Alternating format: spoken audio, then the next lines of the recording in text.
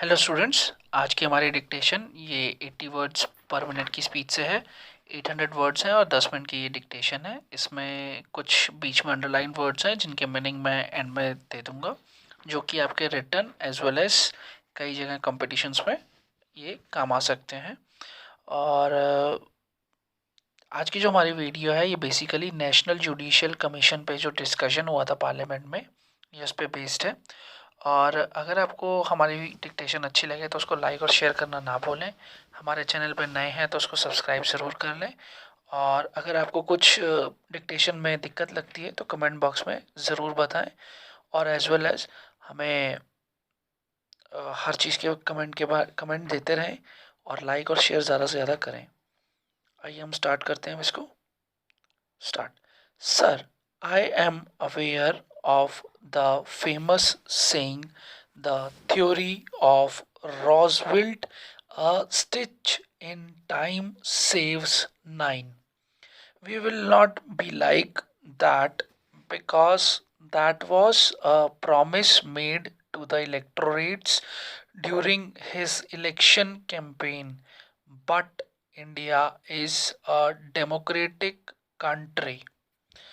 For 55 years or so, we have successfully carried on with the Constitution. The only problem that we have faced is after the nine judges' judgment. I do feel that it has created problems and the appointments are not being made in the speed with which they should do.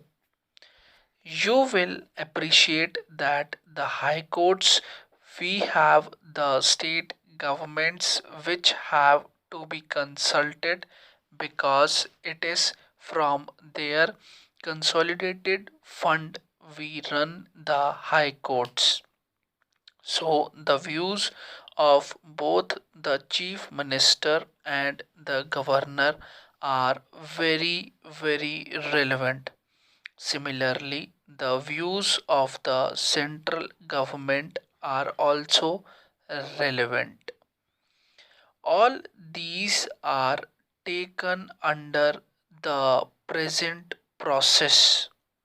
Sir, you are also aware, and the House is also aware, that all these appointments are made as per the aid and advice of the Council of Ministers.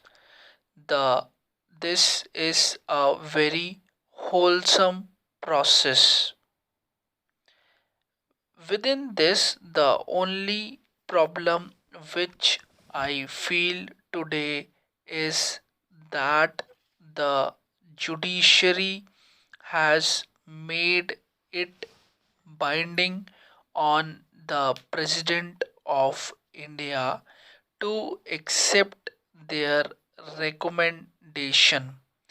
This is an area which we would like to discuss with all the political parties. If we can agree, we can say that it should not be binding. We can say that it should be done through consultation. Consultation means effective consultation. This is an area where the hands of the executive have been tied and we are feeling uncomfortable about it. We would take time to study this. In respect of the allegation of corruption, I have already submitted that we are studying this. I feel the present dispensation of only impeachment is not good enough. There should be provision in law to deal with erring judges by withdrawing judicial work, asking them to go on leave or to resign. All these compulsions and all these provisions should be studied. At an appropriate time, we would come back to the house. Thank you, sir. Nowadays, in most of the high courts, judges are not selected on merit basis but on political considerations. Hence, non meritorious candidates become high court judges. I would like to know from the Honorable Minister what steps are going to be taken by the government to prevent this malady. The merit is decided by the High Court from where the appointments are moved and recommendations are made. Thereafter, the state government is consulted. They also go into the antecedents of the persons recommending.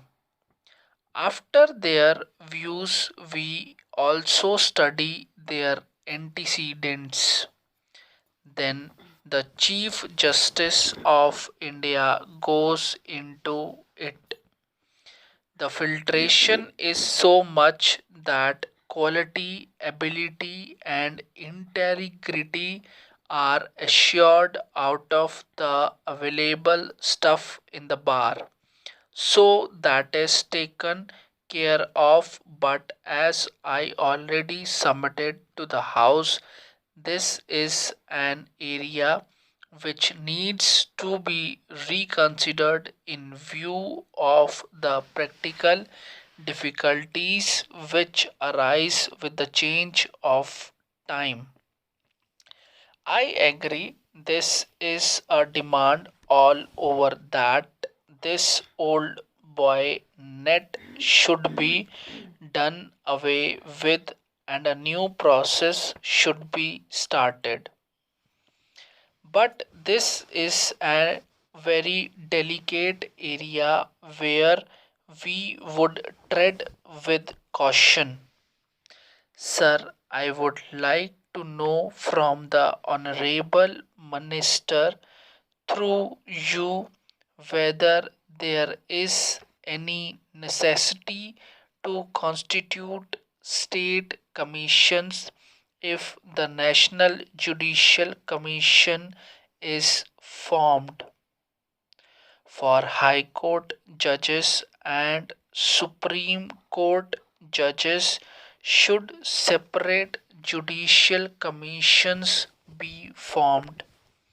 I would also like to know whether for all India judicial officers a judicial commission like the National Judicial Commission should be formed. I have replied already that there is no need for state judicial commission. There is a proposal pending to constitute all India judicial services, but that also has to be studied carefully because of the various problems raised by the high courts. The high courts recruit their senior judicial officers in consultation with the state governments. So, unless the states and high courts agree, it would be difficult to take a decision. Mr. Speaker, Sir, India is the largest democracy in the world. All the organs are accountable to the people of this country, whether it is the executive, the judiciary, or the legislature. Ultimately, the people are supreme. For several years, we are discussing the constitution of the Judicial Commission. This is the demand from the public. The demand from the lawyers is that there should be all India judicial services and there should be a judicial commission. Every government is discussing it but postponing the creation of National Judicial Commission. No government has taken steps to create it. Ultimately, we are accountable to the people of this country. So, why are the governments hesitating to constitute a judicial commission?